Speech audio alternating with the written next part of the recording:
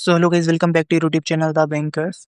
अभी मैंने descriptive writing का मॉक टेस्ट खरीदा था स्मार्ट रीडर का।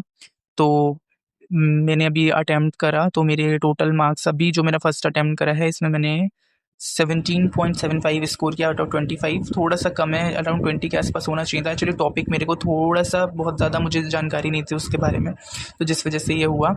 रैंक 52 है आउट ऑफ अराउंड 2500 प्लस। तो मेरा मेन मोटिव ये वीडियो बनाने का है जिससे जिन लोगों के पास पेड सब्सक्रिप्शंस नहीं है, जो अफोर्ड नहीं कर सकते हैं, वो लोग टॉपिक्स जो और रिलेवेंट टॉपिक था, मुझे रिलेवेंट टॉपिक लगा डेफिनेटली, तो मुझे लगा कि वीडियो इस पे बनाना चाहिए। ये लाइव जो मॉक इस पे चल रहा था, ये मैंने से रैंडम लगाया था। मतलब बस मेरे को देखना था कि एग्जैक्टली पैटर्न होता क्या है। केवल 4 5 5 6 दिन बचे हैं मेंस एग्जाम में। SBI PO मेंस के बाद मैंने कोई डिस्क्रिप्टिव लगाया नहीं IBPS PO का। तो मैं वो इन्हीं 5 दिन में 2 मॉक लगाऊंगा, एक दिन में, एक सुबह और एक शाम। अराउंड 10 मॉक्स लग जाएंगे 5 6 दिन में, तो मेरा कंप्लीट हो जाएगा। ऐसा कोई इशू नहीं है इसमें, बहुत रॉकेट साइंस नहीं है। और डिस्क्रिप्टिव कैसे पेपर होता है, मुझे ऑलरेडी 3 4 बार का एक्सपीरियंस है। लास्ट ईयर मैंने IBPS PO मेंस दिया था और इस पर SBI PO मेंस दिया। हाँ, 2 बार का एक्सपीरियंस है, ये थर्ड टाइम होगा मेरा। तो ये मेरा स्कोर है कल वाले मॉक में जो मैंने इसे रैंडम लगाया था। इसमें 11 स्कोर किया है मैंने, मतलब टोटल 11 स्कोर किया है मैंने आउट ऑफ 25, जो कि बहुत ही बुरा है, ऑब्वियस है। क्योंकि मेरे को बिल्कुल भी मतलब जैसे ऐसे लगाया था मैंने, मेरे को आइडिया भी नहीं था कि कॉम्प्रिहेंशन क्या है था। वो मैंने पहले देखा, प्रॉपर फॉर्मेट देख रहा था मैं कि किस तरीके से आ रहा है क्वेश्चन। तो वो इस वजह से, और टाइम भी मेरा इसमें गया था क्योंकि मैं जस्ट एनालाइज करने के लिए देखा था कि क्या आता है बेसिकली। तो ये मेरा फुल फ्लेज मॉक है, ये आज वाला। तो स्कोर मैं आपको टोटल दिखा देता हूँ अपना। तो मेरा टोटल स्कोर है 17.75 आउट ऑफ 25, जो कि कम है, जो कि मैं ऑलरेडी दिखा ही चुका। अब बात करते हैं सीधे से टॉपिक पे और कॉम्प्रिहेंशन किस तरीके से लिखना है, क्या गलती नहीं करनी है, क्या मैंने मिस्टेक्स करी हैं। तो हम पहले कॉम्प्रिहेंशन से स्टार्ट करते हैं।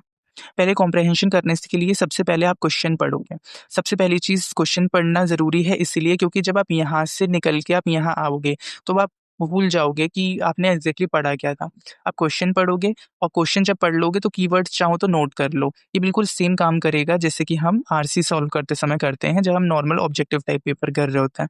तो सबसे पहले क्वेश्चन हम पढ़ेंगे, क्या है की concerns raised by X versus Indian government. ये एक्स ट्विटर के बारे में बात हो रही है। जो की कंसर्न्स क्या हैं जो एक्स ने उठाए हैं versus Indian government censorship conflict को लेके, और ये सिग्निफिकेंट क्यों है, इसमें ये बताना है। IT रूल्स जो हैं 2021 के इंडिया के, वो गवर्नमेंट को क्या करने के लिए एम्पावर करते हैं और ऑफिशियल्स इसके लिए क्या जस्टिफाई करते हैं, क्या जस्टिफिकेशन देते हैं। अगला की जो कॉन्फ्लिक्ट है एक्स और इंडियन गवर्नमेंट के बीच में, वो क्या है, किस तरीके से हाईलाइट करता है, एक टेंशन दिखाता है कि स्टेट पावर और सिविल लिबर्टीज के बीच में, अगर डिजिटल स्पेसेस की बात करें तो कॉन्फ्लिक्ट्स चल रहे हैं।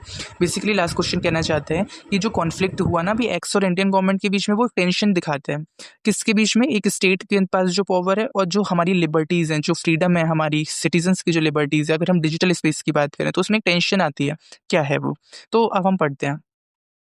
जो रिसेंट स्टैंड ऑफ हुआ सोशल मीडिया प्लेटफॉर्म एक्स का, जिसको ट्विटर के नाम से जानते हैं, इंडियन गवर्नमेंट ने रीइग्नाइट कर दिया है डिबेट सेंसरशिप के ऊपर, डिजिटल सॉवरेनिटी और फ्रीडम ऑफ एक्सप्रेशन के ऊपर। जो कॉन्फ्लिक्ट है वो स्टार्ट हो गया है जब इंडियन गवर्नमेंट ने एक्स को बोला कि कुछ पोस्ट को तुम ब्लॉक कर दो और कुछ यूजर अकाउंट्स को ब्लॉक कर दो क्योंकि ये मिसलीडिंग है, प्रोवोकेटिव है और हार्मफुल है पब्लिक ऑर्डर मेंटेन करने के लिए। जबकि एक्स ने इन टेक डाउन्स को अवॉइड कर दिया लीगल रिपरकशन मानते हुए। इसने इशू करा एक पब्लिक स्टेटमेंट जिसमें दिखाया गया कि ये डिसएग्री करता है और कंसर्न्स दिखाता है कि पब्लिक जो ट्रांसपेरेंसी है और यूज़र का राइट है उसको देख के इसने कंसर्न्स दिखाए हैं। इस बात के बाद इंडिया का जो इंफॉर्मेशन टेक्नोलॉजी के जो रूल्स हैं 2021 के हिसाब से, गवर्नमेंट के पास ये पावर है कि किसी भी प्लेटफॉर्म को इंस्ट्रक्ट कर सकती है किसी भी कंटेंट को हटाने के लिए, कोई भी ऐसा कंटेंट जिससे नेशन की सॉवरेनिटी, नेशनल सिक्योरिटी और पब्लिक मोरालिटी पे थ्रेट होता है। ऑफिशियल्स ये भी कहते हैं कि ये जो रूल्स हैं ये ज़रूरी हैं कर्ब करने के लिए मिस इन्फॉर्मेशन को, हेट स्पीच को और इंसाइटमेंट को। हालाँकि जो सिविल लिबर्टीज़ हैं, जो हमारी सिटीज़न्स की जो लिबर्टीज़ हैं, फ्रीडम है, वो ये बोलती है कि ऐसे प्रोविजंस जो हैं वो जुडिशियल स्क्रूटनी के बिना बनाए गए हैं और इनका मिसयूज़ भी किया जा सकता है। जो कन्फ्रंटेशन है एक्स की, वो आइसोलेटेड इंसिडेंट नहीं है। जो कन्फ्रंटेशन करा एक्स ने, जो रिप्लाई दिया एक्स ने, मना कर दिया कि हम ऐसा नहीं करेंगे, वो केवल एक ऐसा छोटा-सा इंसिडेंट नहीं है। प्लेटफ़ॉर्म्स जैसे कि व्हाट्सएप है, मेटा है, यूट्यूब है, इसको भी अलग-अलग तरीके से डायरेक्शंस मिले हैं। लेकिन ये जो ज़्यादातर थे ये बहुत साइलेंटली हो गए थे, इसलिए बहुत ज़्यादा ओपन नहीं हुए पब्लिक में। एक्स की जो अप्रोच है वो स्टैंड आउट करती है। क्यों? क्योंकि ये चाहता है कि ये ट्रांसपेरेंसी बना के रखे रिपोर्ट्स की और resist blanket take down orders, और ये नहीं चाहता है कि ये पीछे स्टेप बैक कर दे। इसीलिए ओपनिंग अप पब्लिक कन्वर्सेशन, इसीलिए पब्लिक कन्वर्सेशन को ओपन किया जाए कि डिजिटल राइट्स और प्लेटफॉर्म की अकाउंटेबिलिटी को जो बना के रखेंगे। जो एपिसोड है, ये जो एपिसोड है, ये रिफ्लेक्ट करता है ग्लोबल चैलेंज को। क्या है ग्लोबल चैलेंज? डेमोक्रेसीज जो सारे नेशंस स्ट्रगल कर रहे हैं बैलेंस करने के लिए नेशनल सिक्योरिटी को, जिसमें फ्रीडम ऑफ स्पीच आ जाती है डिजिटल एज की अगर बात करते हैं तो। कि मतलब सारी डेमोक्रेसीज स्ट्रगल ये तो कर रही हैं कि हम नेशनल सिक्योरिटी को भी बना के रखें और लोग जो हमारे सिटीजन्स रह रहे हैं उसमें उन लोगों को फ्रीडम ऑफ स्पीच भी मिल जाए, तो दोनों को बैलेंस बनाना चाह रहे हैं। अगर इंडिया की बात करें तो 800 मिलियन से ज़्यादा इंटरनेट यूजर्स हैं, वाइब्रेंट पॉलिटिकल डिस्कोर्स है, तो जो क्वेश्चन हमारे लिए आता है वो बहुत ही ज़्यादा और चैलेंजिंग हो जाता है कि इंडिया किस तरीके से मैनेज करेगा इस टेंशन को। ये बहुत ज़रूरी है। अब क्वेश्चन करते हैं, what are the key concerns raised by X versus Indian government censorship conflict and why it is significant. अब मैंने क्या आंसर लिखा, मैं ये दिखाता हूँ आपको। तो the key concerns raised by X versus Indian government censorship are as follows. First, the major concern was the implication for transparency and users right. पहला कंसर्न यही था, मेजर कंसर्न तो यही था कि क्या इम्प्लीकेशन है ट्रांसपेरेंसी का और यूजर राइट का। सेकंड क्या था, जो प्रोविजन है इंडिया का इंफॉर्मेशन टेक्नोलॉजी रूल्स 2021, इसमें क्या है, एडिक्वेट जुडिशियल स्क्रूटनी लैक है और प्रोन हो सकते हैं और ये मिसयूज हो सकता है, इनका ससेप्टेबल है मिसयूज के लिए। लेकिन मैंने यहाँ पे ये वाला शायद मैंने पॉइंट पढ़ा नहीं या मेरे से दिमाग से निकल गया, मैंने ये इसको थोड़ा सा और हाईलाइट करना चाहिए था मुझे। आई थिंक एक एक एक डेढ़ लाइन और लिखनी चाहिए थी इसके आगे। चलिए कोई बात नहीं, हम इसका सॉल्यूशन जो इन्होंने प्रोवाइड करा है वो भी पढ़ेंगे। सेकंड क्वेश्चन था, what do India's IT rules 2021 empower the government to do and why do official justify them. तो हमने क्या पढ़ा था, आईटी रूल्स अलाउ करते हैं इंडियन गवर्नमेंट को कि वो कोई भी पोस्ट या फिर कंटेंट जो कि मिसलीडिंग है उसको किसी भी प्लेटफॉर्म को डायरेक्ट कर सकती है कि उसको हटा दो तुम। और ऑफिशियल्स बोलते हैं कि ये बहुत ज़रूरी है जिससे पब्लिक ऑर्डर बना रहे और कोई भी प्रॉब्लम ना हो, मिस इन्फॉर्मेशन ना फैले, यही बोला था। तो सेकंड आंसर क्या है, इंडिया के जो आईटी रूल्स 2021 हैं वो एम्पावर करते हैं गवर्नमेंट को, कि अथॉरिटी देते हैं कि वो किसी भी सोशल मीडिया प्लेटफॉर्म को इंस्ट्रक्ट कर सकती है कि ये कोई भी कंटेंट जो कि थ्रेट है नेशनल की सोवरेनिटी को, यहाँ नेशनल लिखना था गलत हो गया, नेशनल सिक्योरिटी को और पब्लिक मोरालिटी को, यहाँ पे वो उनको हटा दें अगर थ्रेट बनते हैं। ऑफिशियल जस्टिफाई करते हैं कि ये कहते हैं कि ऐसे प्रोविजन जरूरी हैं जिससे कंटेन करा जा सके, मतलब कर्ब करा जा सके, रोका जा सके डिसमिनेशन ऑफ इन्फॉर्मेशन।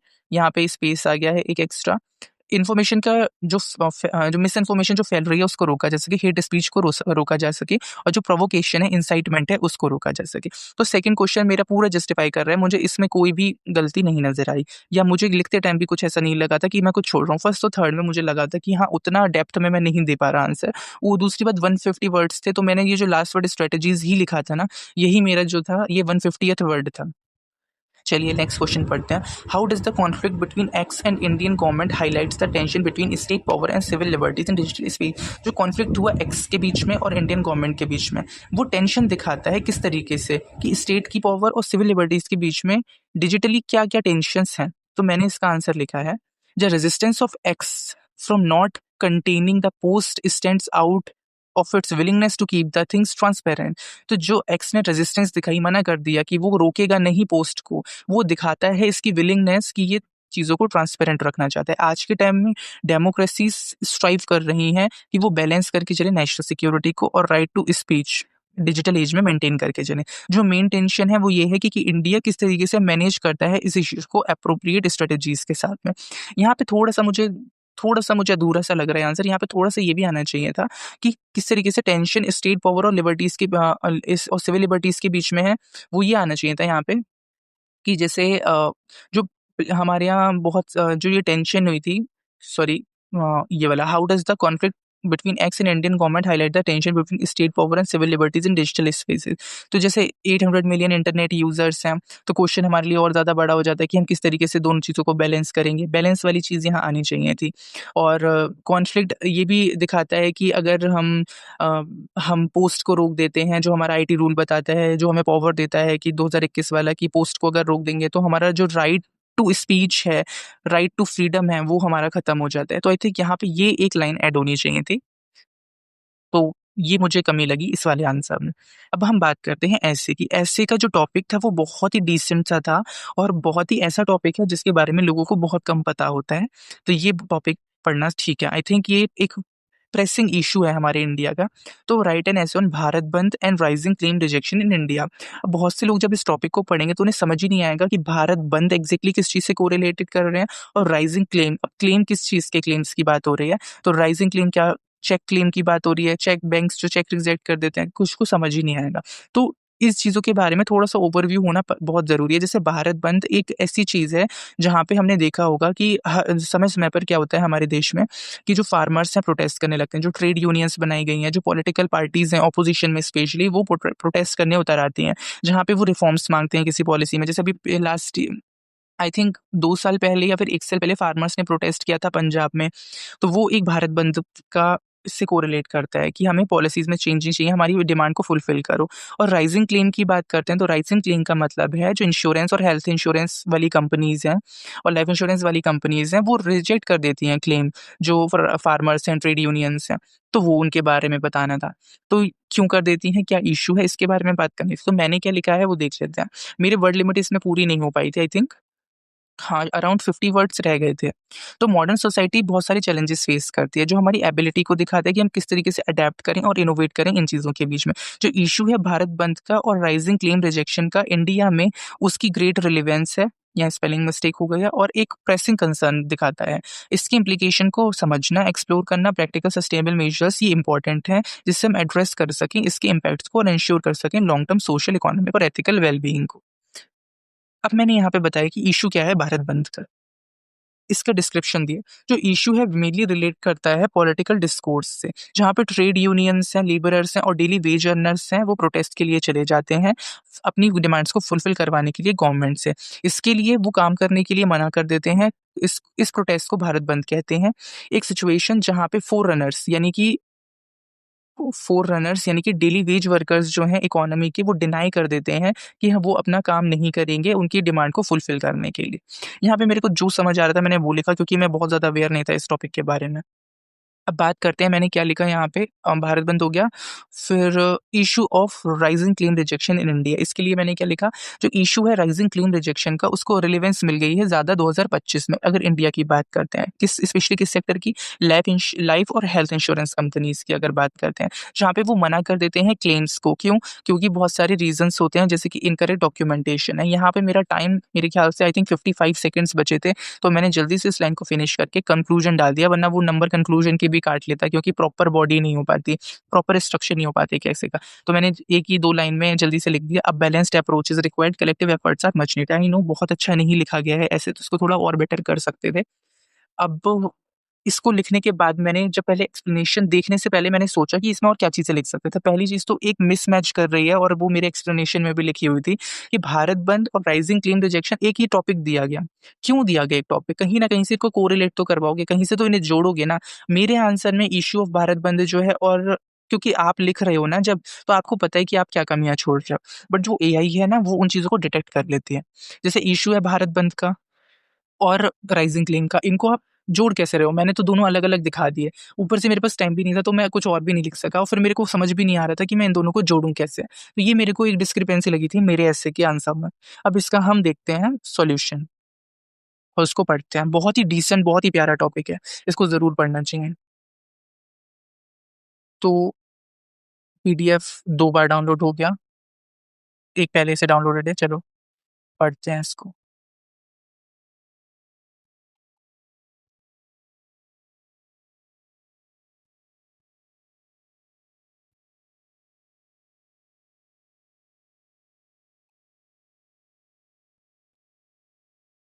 तो पहले हम यहीं से स्टार्ट करते हैं, चलो।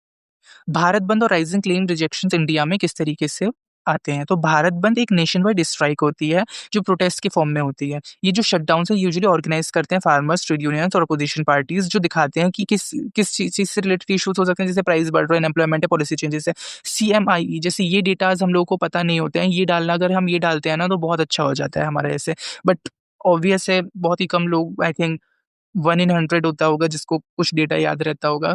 तो CMIE का डेटा बताता है कि 100 से ज़्यादा मेजर शटडाउन हुए थे 2023 में, जिससे 25,000 करोड़ रुपए का लॉस हो गया था।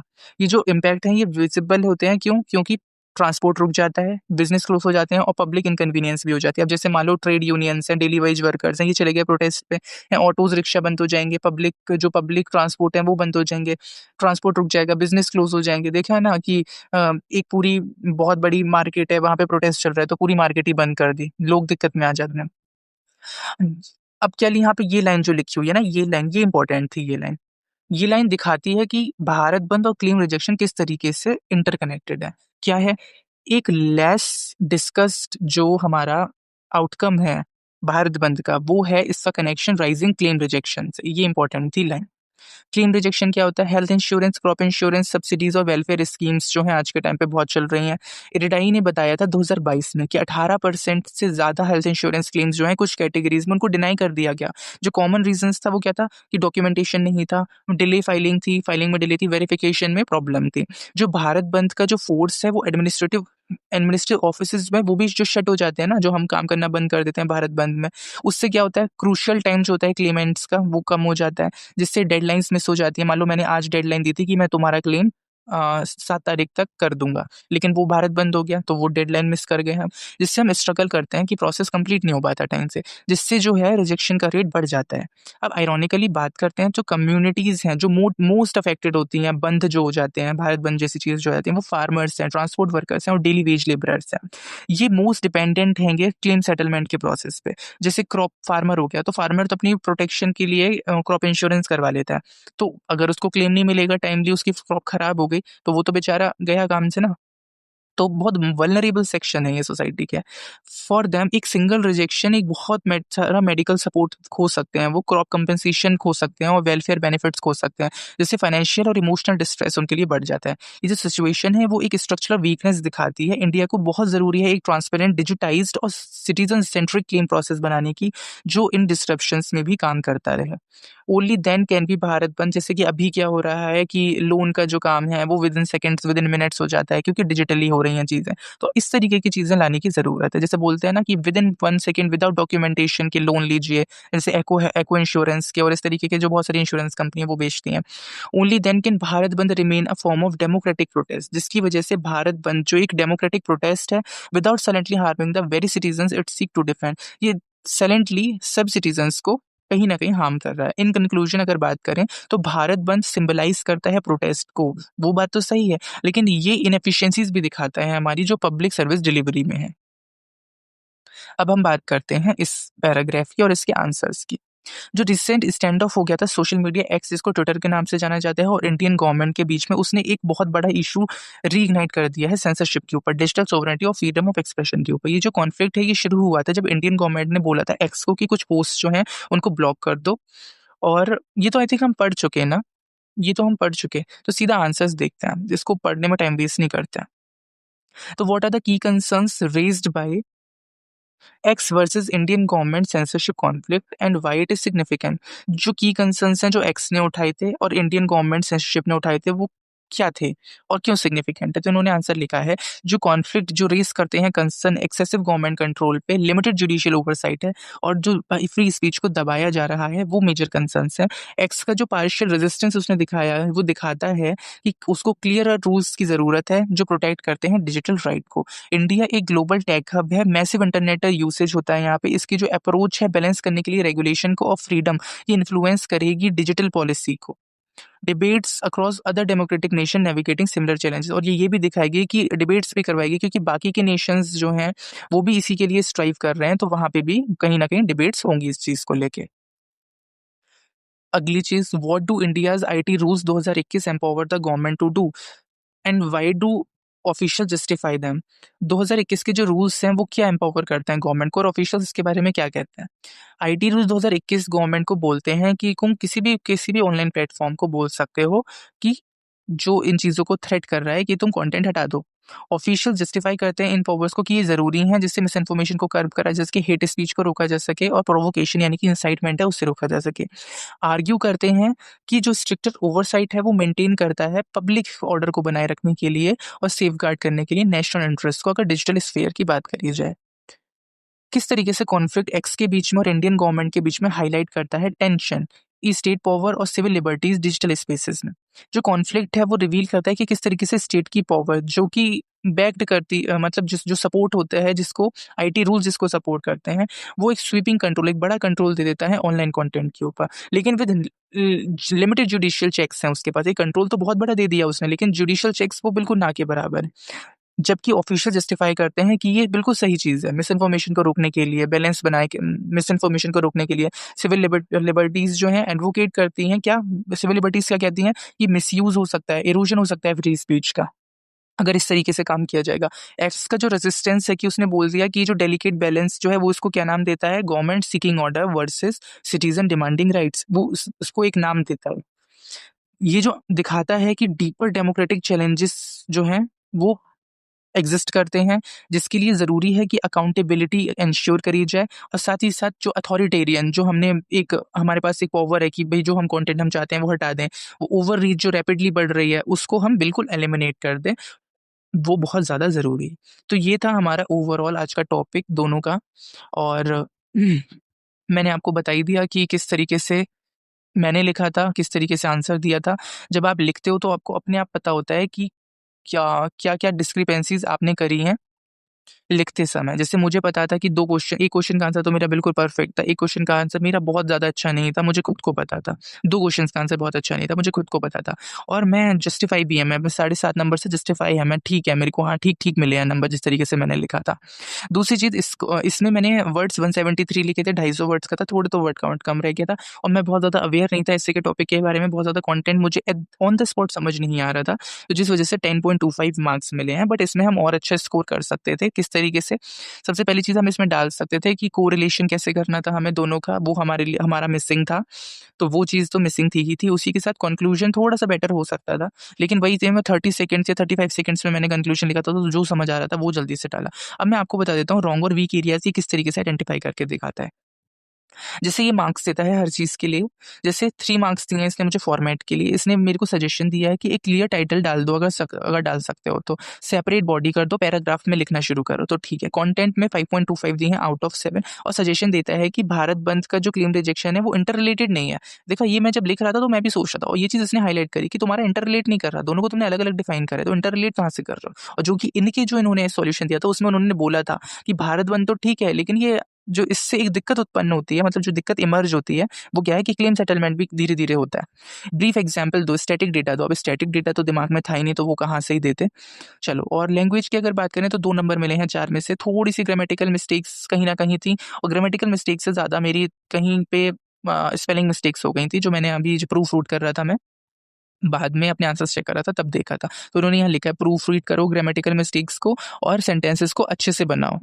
अगली अगर बात करते हैं तो इसमें इन्होंने मुझे क्या आंसर्स में रिव्यूज़ दिए हैं। पहला क्वेश्चन जो है, इसमें फॉर्मेट सारे आंसर्स का दिया है, 2.50 आउट ऑफ, मतलब फुल मार्क्स मिले हैं मुझे आंसर्स में, फॉर्मेट में। 3.75 मिले हैं कंटेंट में आउट ऑफ 5, जो कि बिल्कुल जस्टिफाइएबल है, कोई दिक्कत नहीं है। लैंग्वेज में 1.25 मिले हैं 2.5 में से, 1 मार्क बिल्कुल कम है। अब कोई सजेशन है फॉर्मेट को लेके तो दिया नहीं है मुझे। अब अगर बात करते हैं कंटेंट को लेके, तो उन्होंने बोला था, देखिए मैंने बोला था ना फर्स्ट और थर्ड में मुझे बहुत अच्छे से मैं एक्सप्लेन नहीं कर पाया था, दोनों के बारे में इसने मेरे को एग्जैक्टली बोला, इसका एआई बहुत बेटर काम कर रहा है।